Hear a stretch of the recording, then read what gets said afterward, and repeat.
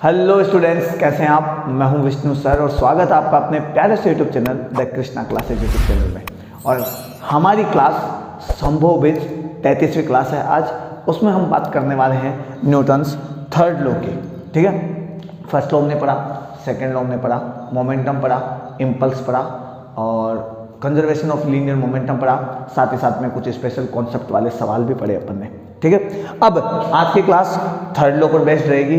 Third law के साथ में हम पढ़ेंगे रॉकेट प्रपल्सन, क्योंकि नीट वाले बच्चों को ज़्यादातर इससे रिलेटेड सवाल पूछे जा सकते हैं। आईआईटी मेंस में भी आते हैं। साथ ही साथ में लैब असिस्टेंट हो या सेकंड ग्रेड हो, उनके लिए भी रॉकेट प्रपल्सन से रिलेटेड सवाल आसानी से एग्जाम में आते ही आते हैं। बट उन्हें नहीं आते हैं, सवाल आसानी से मिलेंगे उन्हें हर पेपर में ऑलमोस्ट, लेकिन उनके लिए वो टफ हो जाता है क्योंकि रॉकेट प्रपल्सन हमारे समझ में आता नहीं है और फिर मामला गड़बड़ है। ठीक है, चलिए इसके अलावा साथ ही में हम पढ़ने वाले हैं फोर्सेस अकॉर्डिंग टू नेचर या अकॉर्डिंग टू मीडियम, या कब फोर्स लगाने पे किस टाइप का फोर्स पैदा होता है, ये सब जहाँ पर हम पढ़ने वाले टेंशन फोर्स के बारे में, नॉर्मल फोर्स के बारे में, साथ में स्प्रिंग फोर्स के बारे में। और साथ ही साथ हम प्रीवियस ईयर क्वेश्चंस करने वाले हैं और साथ में सीखने वाले हैं मंत्रास, वो स्पेशल कॉन्सेप्ट जिनसे हमारे सवाल करने का तरीका आसान हो जाता है। ठीक है, तो दिल थाम के बैठना है, मज़ेदार क्लास होने वाली है, धांसू क्लास होने वाली है। ठीक है, चलिए आगे बात करते हैं। ठीक है, अब थोड़ी सी बात करते हैं न्यूटन्स थर्ड लॉ के बारे में। है न्यूटन्स थर्ड लॉ क्या कहता है? न्यूटन बाबा का थर्ड लॉ क्या कहता है? यह कहता है कि दुनिया में जितने भी फोर्सेस होते हैं वो सिंगल पैदा नहीं होते। दुनिया में जितने भी फोर्सेस होते हैं वो सिंगल नहीं होते, यानी अकेले नहीं होते, अकेले का वजूद नहीं होता है, वो हमेशा जोड़े में पैदा होते हैं। ठीक है, कभी भी इस नेचर के अंदर जो फोर्स पैदा होंगे वो हमेशा नेचर में पैदा होंगे। नेचर में जो भी फोर्स पैदा होंगे वो हमेशा जोड़े में पैदा होंगे। नेचर में क्या? जोड़े में पैदा होंगे। नहीं, कपल बोल सकते हो, पेयर बोल सकते हो। अब कपल यानी देखो कैसी मन में फीलिंग आती है, हाँ कुछ ऐसा ही समझ लो। जोड़ा पेयरिंग में है ना, पेयरिंग होगी हमेशा फोर्सेस की, यानी हमेशा वो युग्मों में मिलेंगे। ठीक है, तो मैं यहाँ पे लिख देता हूँ,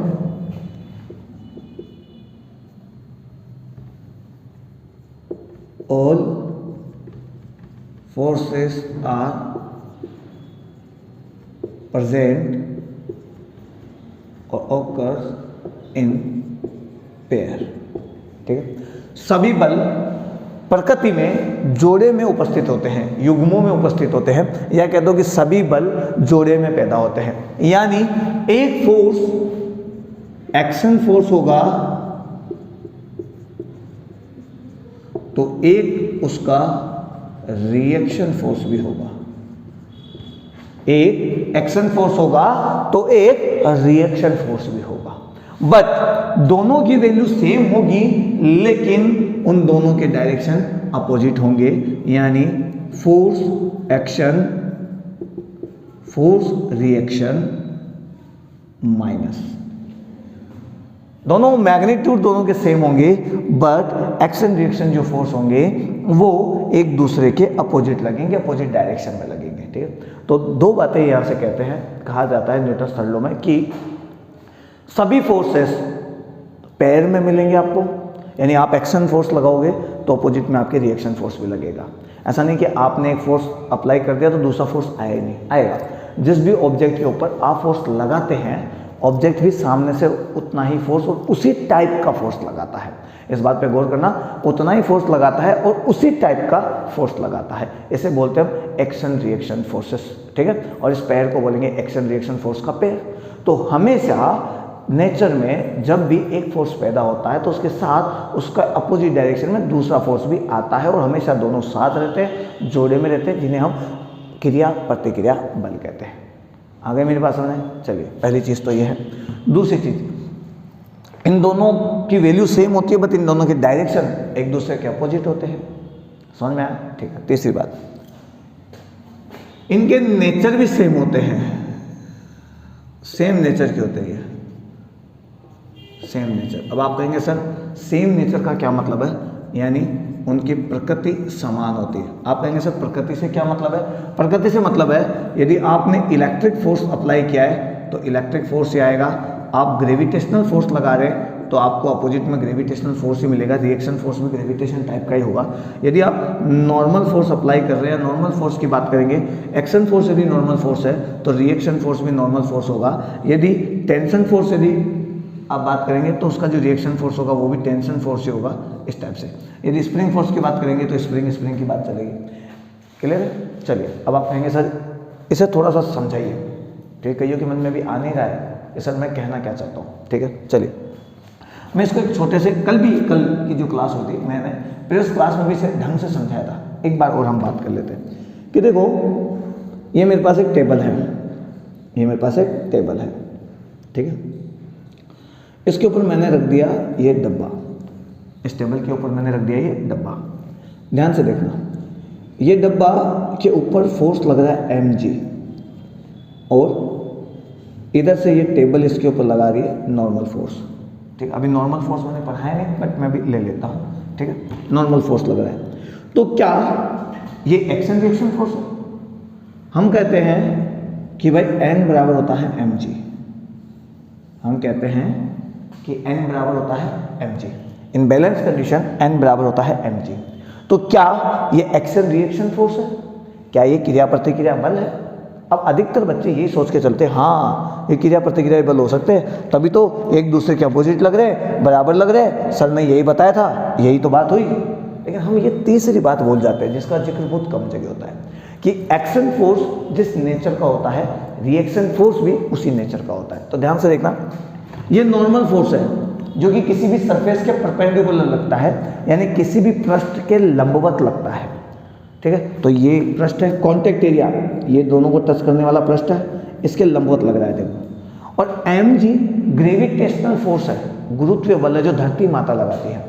तो ये एक्शन रिएक्शन फोर्स नहीं हो सकते हैं क्योंकि इनका नेचर अलग है। ये दो पृष्ठों के बीच में लगता है, यानी सॉरी दो पृष्ठों के लंबवत लगता है या पृष्ठ के लंबवत लगता है ऐसे कह दो, और mg हमेशा गुरुत्वाकर्षण के द्वारा लगाया जाता है, ये ग्रेविटेशनल फोर्स है। तो ये एक्शन रिएक्शन फोर्स नहीं है। तो सर एक्शन रिएक्शन फोर्स कहाँ से आएंगे, ये भी सवाल उठना चाहिए तुम्हारे मन में। नहीं उठ रहा है तो इसका मतलब आपको डाउट्स है ही नहीं, और डाउट्स तब नहीं होते जब आदमी पढ़ता ही नहीं। पढ़ाई करेगा डाउट्स आएंगे, डाउट्स आएगा यदि उसे क्लियर करना होगा वो इधर उधर सर पटकेगा, डाउट्स क्लियर होंगे और जब एग्जाम में बैठेगा परफेक्ट नंबर लाकर पास होएगा और अपना सिलेक्शन पक्का करेगा, एक सीट अपनी लेकर जाएगा। ठीक है, ध्यान रखो इस बात को। चलिए तो आगे बढ़ाए इस बात को। ठीक है, मैं इसको थोड़ा सा ये समझ गए होंगे आप प्रकृति का मतलब क्या है, तो मैं इसको थोड़ा सा ऐसे पूरा बनाता हूँ डायग्राम को। ये हमारे पास डब्बा है, ये हमारे पास टेबल है, ये है, और डब्बे के यहाँ पर फोर्स लगेगा mg और इसके ऊपर लगेगा यहाँ पर n। ठीक है, तो एक्शन रिएक्शन कहाँ है? तो मैं कहूँगा कि ये हमारी धरती माता है जिसके ऊपर टेबल टिकी पड़ी है, ये हमारी धरती माता है जिसपे टेबल टिकी पड़ी है। तो ये जो mg फोर्स है ये धरती माता ने लगाया है तो ये इस डब्बे पे, तो ये जो डब्बा है वो भी धरती माता के ऊपर फोर्स लगाएगा mg, धरती माता के ऊपर फोर्स लगाएगा mg, ये लो। ठीक है, चलिए वैसे ही ये जो नॉर्मल फोर्स है ये टेबल लगा रही है इस डब्बे पे, तो ये डब्बा इस टेबल पे भी फोर्स लगाएगा नॉर्मल फोर्स, और ये अब एक्शन रिएक्शन फोर्स कहलाएंगे। ठीक है, इस नॉर्मल का एक्शन, यदि मैं इसको एक्शन फोर्स बोलूं तो इस नॉर्मल का रिएक्शन फोर्स यहाँ पर अपोजिट लगेगा, इस टेबल पर लगेगा। वैसे इस जो भी ये डब्बा है इसके ऊपर mg फोर्स लग रहा है, धरती माता से mg फोर्स से नीचे खींच रही है, तो ये भी धरती माता को mg फोर्स से ऊपर खींचेगा। लेकिन कल हमने क्या कहा था, मैंने आपको बताया भी था, जिन बच्चों को बहुत सारे डाउट होते, कभी मुझे भी होते थे, तो मैंने कहा था कि जब भी हम किसी ऑब्जेक्ट पर लगने वाले फोर्सेस की बात करते हैं तो हम उन्हीं फोर्सेस को लेते हैं जो उस पर लग रहे हैं, लगाए रहे उस फोर्स को नहीं लेना है। जो लगा रहा है वो किसी और जगह पे लग रहा है तो वहां पर लो, यहां मत लो। यानी कहने का मतलब ये है, ये डब्बा है, ये धरती के ऊपर mg फोर्स लगा रहा है और ये डब्बा इस टेबल के ऊपर n फोर्स लगा रहा है। मैंने दोनों शो नहीं किए, मैंने शो वो किए जो इस डब्बे पर लग रहे हैं, जो अप्लाई है इस डब्बे पर। और इस डब्बे पर एक तो ये mg अप्लाइड हो रखा है, एक ये नॉर्मल फोर्स अप्लाइड हो रखा है, ये लो।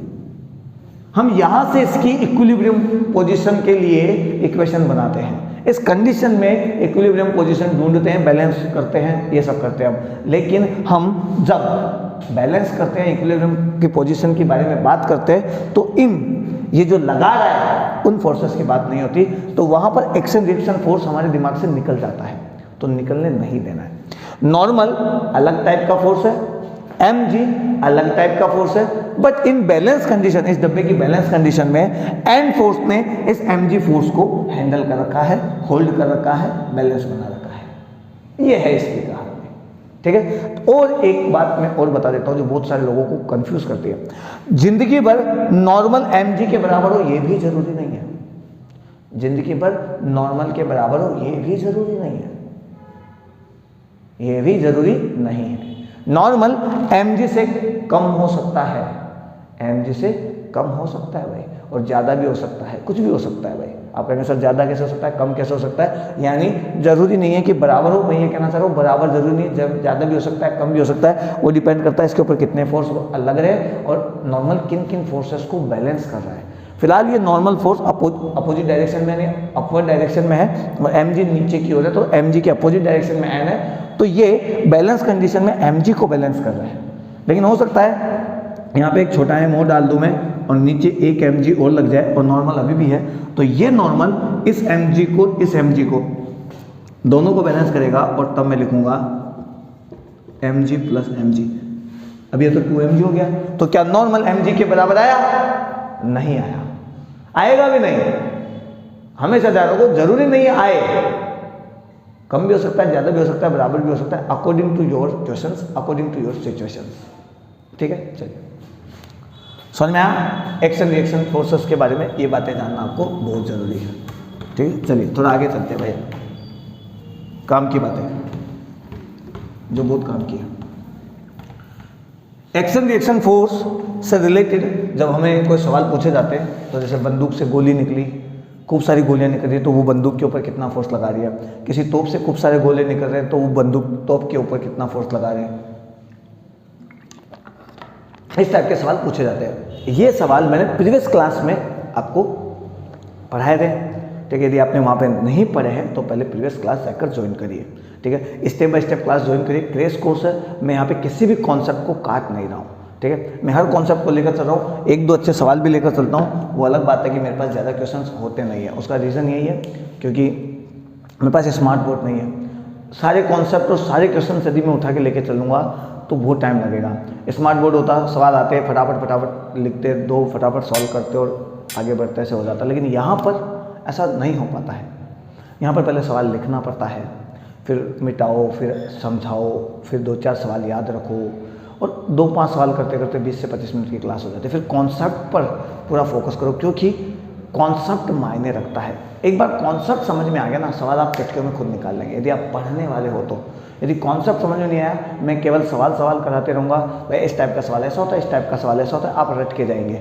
एग्जाम में वैसा सवाल आया तो बहुत अच्छी बात है, नहीं आया तो आपकी भटियाँ बुझने वाली है फिर वहाँ पर। तो बेटर है कि आप कॉन्सेप्ट पढ़ के जाइए, उसे क्लियर कीजिए, समझिए पूरी ढंग से, और फिर वहाँ पर चुटकियों में सवाल कर दीजिए, प्रैक्टिस करिए, ठीक है। ये बात ध्यान रखो। चलिए, तो कल की क्लास आपने ज्वाइन नहीं किया तो पहले वो देखिए। A to Z क्लासेस आपको एक एक करके देखनी है, तब जाके आपके कॉन्सेप्ट क्लियर होंगे। सीरीज बाय सीरीज आप जैसे जैसे पढ़ते जाएंगे वैसे आपकी कड़ियाँ जुड़ती रहेगी। भाई इस कॉन्सेप्ट और इस कॉन्सेप्ट के बीच का रिलेशन क्या है, ये कड़ी जुड़ेगी तब जब आप मेहनत करेंगे और हर कॉन्सेप्ट को ध्यान से पढ़ेंगे, बारीकियाँ समझेंगे, ठीक है। तो प्रीवियस क्लासेस के जो लिंक है, संभव बैच के जो लिंक है मैंने डिस्क्रिप्शन में दे रखे हैं, आप वहाँ से पूरी क्लासेस देख सकते हैं, ठीक है। चलिए, अच्छा लगे तो मैं नहीं कहूँगा सब्सक्राइब करो, शेयर करो, लाइक करो, कोई दिक्कत नहीं। वीडियो अच्छा लगे, मज़ा आए, कमेंट कर दीजिए बस। कमेंट कर दिया दिल खुश हो जाता है, अपना भाई का दिल खुश हो जाता है भाई, ठीक है। चलिए आगे बात करें, रॉकेट प्रपल्सन। सबसे ज़्यादा बार सवाल पूछे जाते हैं इससे, रॉकेट से, ठीक है। अधिकतर बार सवाल पूछे जाते हैं और अधिकतर बार ही हमारे गलत भी होने के चांसेस बनते हैं, बल्कि इसका जो सवाल है बड़े आसान होते हैं। देखो कैसे, मैं सबसे पहले रॉकेट की बात करता हूँ। ये मेरा रॉकेट है, ठीक है। यहाँ से रॉकेट जब खड़ा रहता है तो उसका मास मैंने ले लिया कैपिटल M, इनिशियल मास मैं MI ले लेता हूँ, इनिशियल मास मैंने ले लिया MI, ठीक है। अभी गैस धीरे धीरे जलना चालू हुई है, फ्यूल अंदर से जलना चालू है, गैस बाहर निकलना चालू हुई है, टाइम अभी है 0, तो इसकी वेलोसिटी भी मैं ले लेता हूँ, इनिशियल वेलोसिटी कोई भी V नोट या स्टार्टिंग वेलोसिटी में V 0 ले लेता हूँ फिलहाल, कोई दिक्कत नहीं। अब फ्यूल के अंदर आग लगी, फ्यूल से गर्म गैसें बाहर निकली, तो फ्यूल खत्म हुआ ना अंदर, हुआ कि नहीं हुआ? हुआ। तो मैं यहाँ पे लिख देता हूँ rate of burning fuel. dt time में डीएम फ्यूल बर्न हो गया है। dt टाइम में डीएम फ्यूल बर्न हो गया है। dt टाइम में डीएम फ्यूल बर्न हो गया है। तो अब मैं थोड़ी इस बात को लेता हूं कि dt टाइम बाद क्या होगा। पिक्चर को हमें देखना है आफ्टर dt टाइम। तो ये रॉकेट है आपका,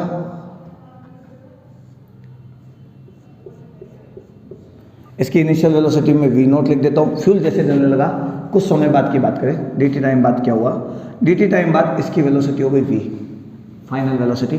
v0 की जगह भी मैं इनिशियल वेलोसिटी ले लेता हूँ, फिर इसकी वेलोसिटी हो गई फाइनल।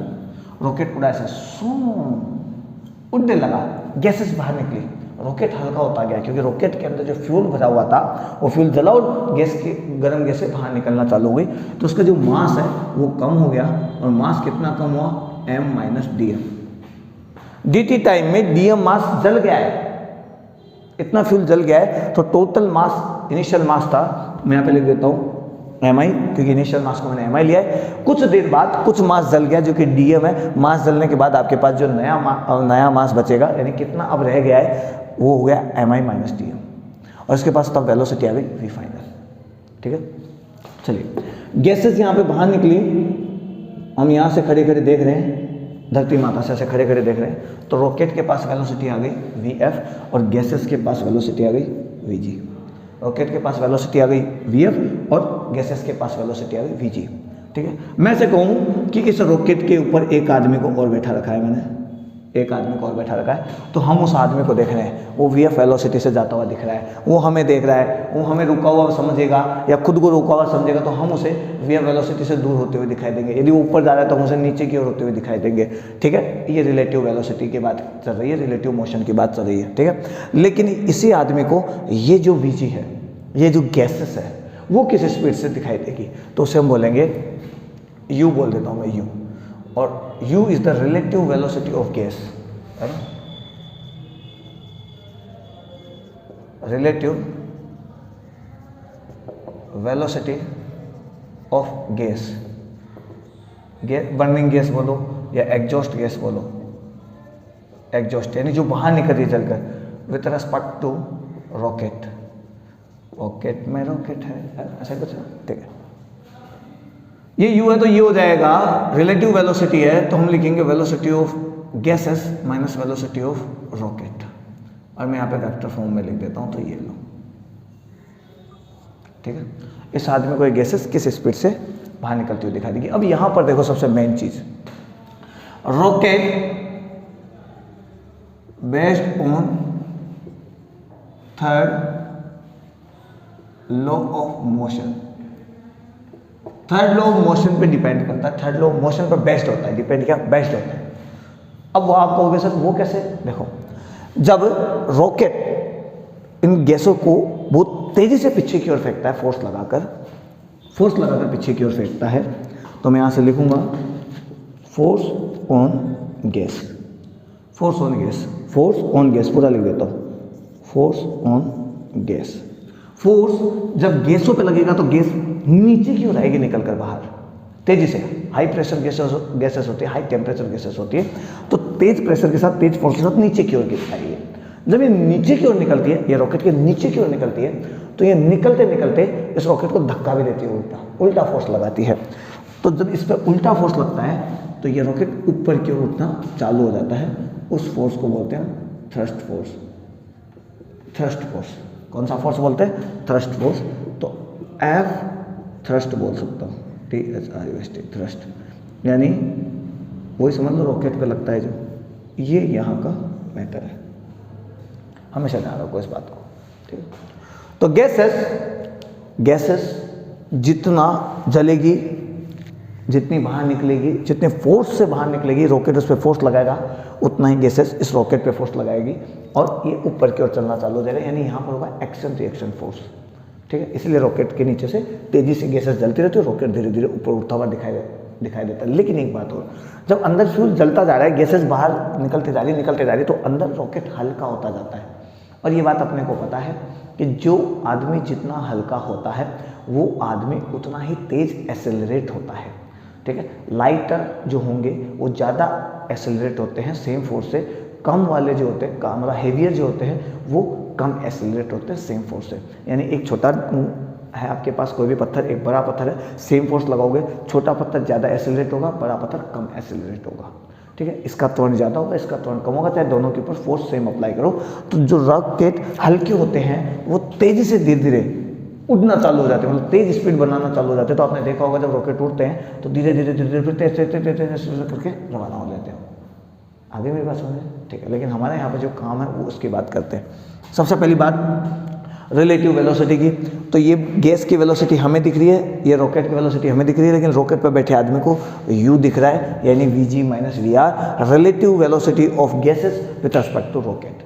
सवाल में यही पूछा जाएगा ज़्यादातर आपसे, ठीक है। चलिए आगे की बात करें, मैं और चीज़ें भी यहाँ पर लिख देता हूँ। तो ये जो F है थ्रस्ट फोर्स, F थ्रस्ट ये किसके इक्वल होगा? फोर्स ऑन गैस के इक्वल होगा। जो रॉकेट फोर्स लगाता है गैसेस पे तो हम उसको लिखेंगे u dm/dt। यानी आप यहां से देख सकते हैं, है ना, ऐसे लिख दो, relative velocity of gas with respect to rocket. Rocket के रेस्पेक्ट में जो बर्निंग गैसेस है उनकी रिलेटिव वेलोसिटी कितनी है, और यहाँ पर है मास रेट, ठीक है, जो बर्न हो रहा है, बर्निंग मास रेट रिडक्शन के डिड्यूस, कुछ भी लिख दो यार, बहुत कुछ होता है यहाँ पर, इसको कोई भी नाम दे सकते हैं, ठीक है। गैसेस के लिए भी बात कर सकते हैं, कितने अमाउंट ऑफ गैसेस बाहर निकल रही है एक सेकंड में, उतनी निकलेगी जितना मास जलेगा। हम मास की बात करते हैं तो यहाँ पर ये लेके चलते हैं, ठीक है। ये मास रेट है, इसमें इतना बर्न हो रहा है एक सेकंड में, समझ में आया? चलिए, तो यहाँ से मैं इसको मिटा देता हूँ, दो कहानी हो गई। चलो तीसरी बात करते हैं, जो जरूरी है, थ्रस्ट फोर्स गैस ने लगाया है। अभी मैं ये नहीं कह रहा कि इसी फोर्स से ये चलना चालू होगा, नहीं, रिजल्टेंट फोर्स अलग चीज है। ये रिजल्टेंट फोर्स क्या होता है सर? तो देखो,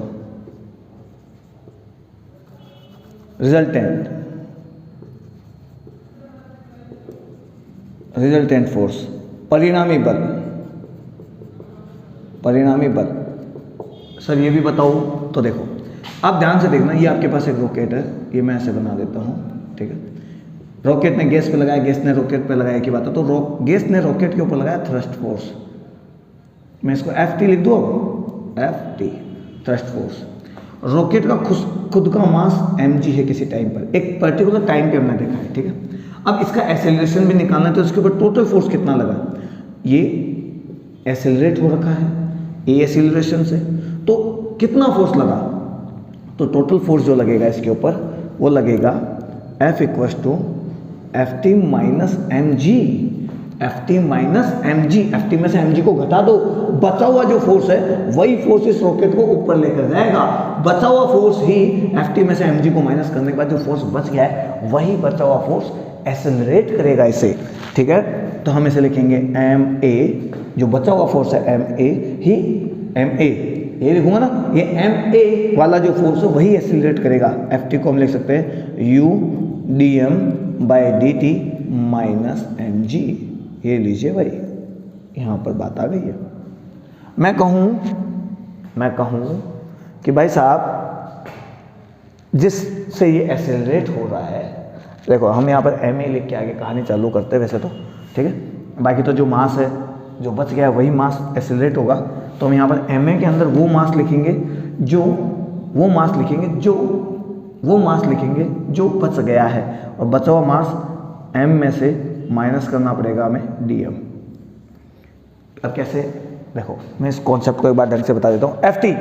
Ft जो होता है वो ये होता है, mg एक सेकंड पे मैंने देखा mg है, लेकिन इस mg के mg जो था, इस mg में से dm मास जल चुका है, इस mg में m में से dm मास जल चुका है।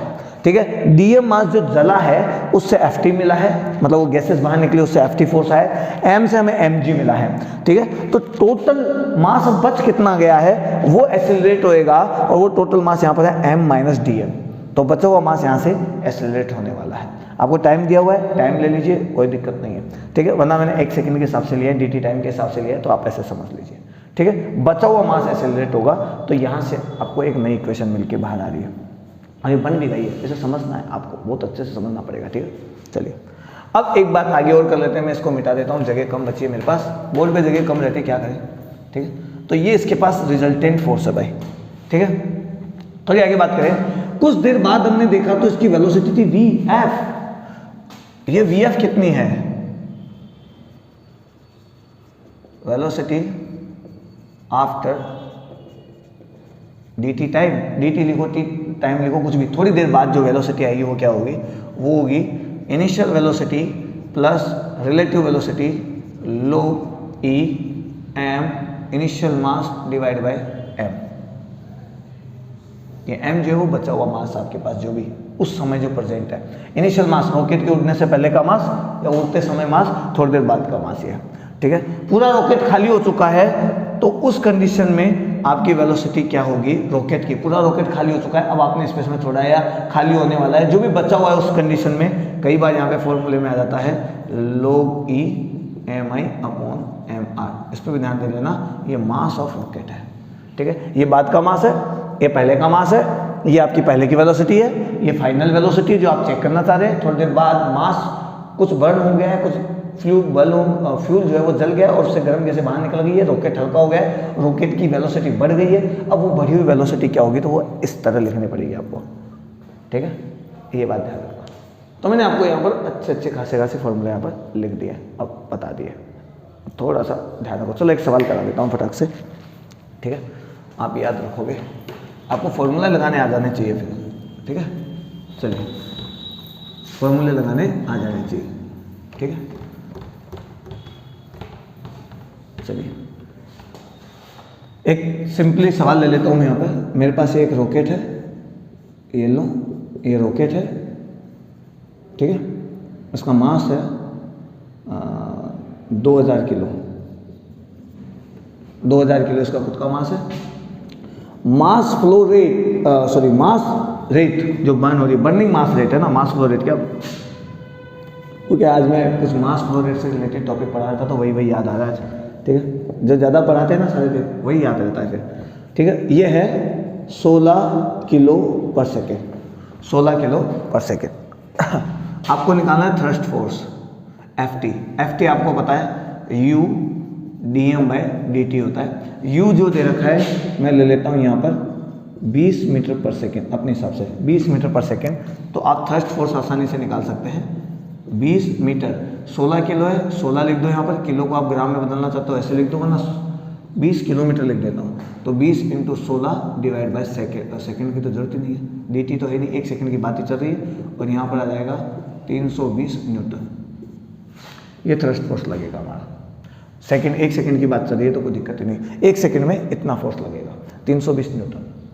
हर बार मास फ्लो रेट, फिर मास फ्लो रेट क्या, मास जो बर्निंग रेट है यहाँ पर वो फिक्स रहेगी, मास जलता रहेगा, गैसेस बाहर निकलती रहेगी, और एक्शन रिएक्शन फोर्स की वजह से रॉकेट उड़ना चालू कर देगा आपका, ठीक है। आपको पूछा जाए एक्सीलरेशन निकालो, आप पहले रिजल्टेंट निकालो, आप पहले रिजल्टेंट निकालो। तो हमने पढ़ा m minus D M 1 second के लिए इंटू a, ये तो है mass into acceleration, thrust minus M G. तो हम यहाँ पर लिखेंगे ये मास पहले कितना था 2000 किलो, फिर dm कितना आपने कम किया 1 सेकेंड में 16 किलो कम कर दिया। एक्सीलरेशन a है यहाँ पर, अभी पता नहीं है मुझे कितनी एक्सीलरेट होगा, कितनी वेलोसिटी से ये उड़ेगा, मुझे फाइनल वेलोसिटी भी निकालनी है। ft मैं यहाँ पे लिख देता हूँ 320 माइनस mg, m आपका 2000 किलो है, और यहाँ पर ये मैं लिख देता हूँ 10, ठीक है, जो भी है। वैसे वेलोसिटी मैंने क्या कम लिख दी ना थोड़ी सी, उड़ेगा नहीं उड़ेगा पता नहीं, ठीक है। 200 लिख दो क्या, 200 200 200 3200, ठीक है, 200 लिख देता हूँ यार, 200 किलोमीटर पर सेकेंड, ऐसे थोड़ा सिंपल बना रहा हूँ, कुछ नहीं। 200 लिखोगे तो 3200 न्यूटन आ जाएगा यहाँ पर, ये लो, यहाँ से सॉल्व हो जाएगा, बाकी का आप सॉल्व कर लेना आगे घूम फिर के, ठीक है। ए निकालना है, आगे निकाल लेना, ठीक है। ठीक है। मैंने थोड़ा डेटा, एक अधूरा डेटा लिया है बस केवल समझाने के लिए कि कैसे फॉर्मूला आपको लगाना है, ठीक है। समझ में आया? चलिए अब आपके बुक के न्यूमेरिकल यहाँ से बनना चालू हो जाएंगे। अब एक सवाल अच्छा सा करते हैं अपन, एक सवाल अच्छा सा करते हैं। चलो, ये मेरे पास एक गुब्बारा है। ये मेरे पास एक गुब्बारा है। गुब्बारे के ऊपर के साइड, मतलब गैस समझ लो, कुछ भी समझ लो, फोर्स लगा रहा है एम, एफ फोर्स लग रहा है, और नीचे की साइड लग रहा है एम जी, नीचे की साइड लग रहा है एम जी, ठीक है। अभी फिलहाल गुब्बारा नीचे की ओर आ रहा है, अभी गुब्बारा नीचे की ओर आ रहा है, तो एक्सेलरेशन नीचे की ओर है। तो पहले इसकी इक्वेशन बनाते हैं। तो एम जी बड़ा है एफ से, और एम जी में से एफ फोर्स माइनस कर दो तो हमारे पास लास्ट में बचेगा एम ए, वही एम ए फोर्स इसे नीचे ला रहा है, ठीक है। इक्वेशन नंबर एक। अब आपको इसमें से मास कम करना है, इसमें से मास कम करना है। ये लो भाई, मैंने इसका मास कम कर दिया एम माइनस, मतलब ये लो, मैंने इसका मास कम कर दिया एम, डी एम मास कम कर दिया, डी एम मास कम कर दिया। ऊपर लगाया फोर्स एफ है अभी भी, और अब ये डी एम मास कम होने की वजह से हल्का हो गया है, यानी ये ऊपर वाला फोर्स ज़्यादा हो गया है, और अब ये गुब्बारा ऊपर की ओर उड़ना चालू हो गया है। एक्सेलरेशन ए, इसका एक्सेलरेशन ए है, इसको एक्सेलरेशन मिल गया है ए, ये एक्सेलरेट हो गया है, ये त्वरित गति कर रहा है ऊपर की ओर। पहले क्या था, पहले एम जी ज़्यादा था, फोर्स कम था, उसकी वजह से, या ऐसे कहते गुब्बारा भारी था, उसकी वजह से ये नीचे की ओर आ रहा था, तब इसका एक्सेलरेशन ए था। हमने एक इक्वेशन बनाई यहाँ से। अब क्या हुआ, हमने इसमें से मास को कम कर दिया, कुछ द्रव्यमान बाहर निकाल दिया, कुछ गैस बाहर निकाल दी, जिसकी वजह से ये एफ ज़्यादा हो गया, और इसका जो एम जी नीचे लग रहा था वो कम हो गया है, और ये ज़्यादा वाला फोर्स अब इसे वापस ऊपर की ओर ले जाना चाह रहा है, और जब इसे ऊपर की ओर लेके जा रहा है, कितना एक्सेलरेशन है, एक्सेलरेशन ए है, ठीक है। हमें जो निकालना है उसके बारे में बात करेंगे। अब क्या क्या हुआ, वेलोसिटी पूछ लो, एक्सीलरेशन पूछ लो, ये सभी पूछेगा यहाँ से, ठीक है। चलिए सेकेंड इक्वेशन देखते हैं। तो मैं लिखूँ एफ में से हमें अब की बात एफ में से नीचे वाला माइनस करना पड़ेगा, और हम लिखेंगे M minus D M G, तब जाके हमारे पास एम ए आएगा। लेकिन अब की बात एम कितना है, एम माइनस डी एम ही तो है। अरे कम करने के बाद मास तो यही बचा है, एम माइनस डी एम ही तो बचा है ना कम करने के बाद, तो एम जी में भी वही आएगा, यहाँ भी वही आएगा, और यहाँ पर आएगा ए। इक्वेशन नंबर 2, इस 2 में हम रखना चालू करते हैं इसकी वैल्यू। तो यहाँ से देखो, मेरी एफ उठाऊँ तो मेरे पास वैल्यू जाएगी M G minus M A को मैं इधर ले आता हूँ, एफ को मैं इधर ले जाता हूँ, सही बात है। चलिए एफ की जगह मैं लिखता हूँ M G minus M A, यहाँ पर मैं फिर लिख देता हूँ मल्टीप्लाई करके माइनस का एम जी, माइनस माइनस हो जाएगा प्लस डी एम जी, ठीक है। ये डी एम को आप एम जी सेम नहीं समझ लो तो मैं लिख देता हूँ जी डी एम बराबर मल्टीप्लाई कर देता हूँ M A minus A D M, ठीक है। अब ध्यान से देखना यहाँ पर क्या क्या होने वाला है। एम जी से आपका एम जी कटने वाला है, एम जी से आपका एम जी कटने वाला है, कट गया, कोई बात नहीं। इस एम ए को इधर लो, माइनस का, अच्छा एम ए को क्यों लाते हैं, इधर ले आते हैं, इसको उठा लो डी एम को, तो G D M plus A D M हो जाएगा, और ये एम ए इधर आ जाएगा, माइनस का एम ए उधर जाके प्लस का बनेगा, तो प्लस का हो जाएगा M A. G D M और ए डी एम यहाँ से कॉमन आ गया आपके पास, डी एम आप लिखेंगे जी प्लस ए, और यहाँ पे लिखेंगे 2ma। आपने कितना मास कम किया, आपने मास कम किया था dm, तो dm की वैल्यू निकालिए 2ma g प्लस a, ये आपका कम किया गया मास आ गया, ये आपका कम किया गया मास आ गया। तो जो गुब्बारा नीचे की ओर आ रहा था, आपने इतना मास कम कर दिया उसमें से, जैसे इतना मास कम किया, अब गुब्बारा सेम एक्सीलरेशन से ऊपर की ओर जा रहा है। पहले ए एक्सीलरेशन से नीचे आ रहा था, अभी ए एक्सीलरेशन से ये ऊपर की ओर जा रहा है। समझ में आया, बैठ गई दिमाग में बात, ठीक है। इस सवाल को थोड़ा आगे बढ़ाते हैं, अच्छा सवाल लगा मुझे इसलिए मैंने इसको लिया, ठीक है। मिटा देता हूँ मैं इसको यहाँ पर, ठीक है। और इसी कहानी को मैं थोड़ा और कॉम्प्लिकेटेड बनाता हूँ, क्योंकि ज़रूरी है, सवाल कहीं भी घुमा सकता है आपको एग्जाम में, ठीक है।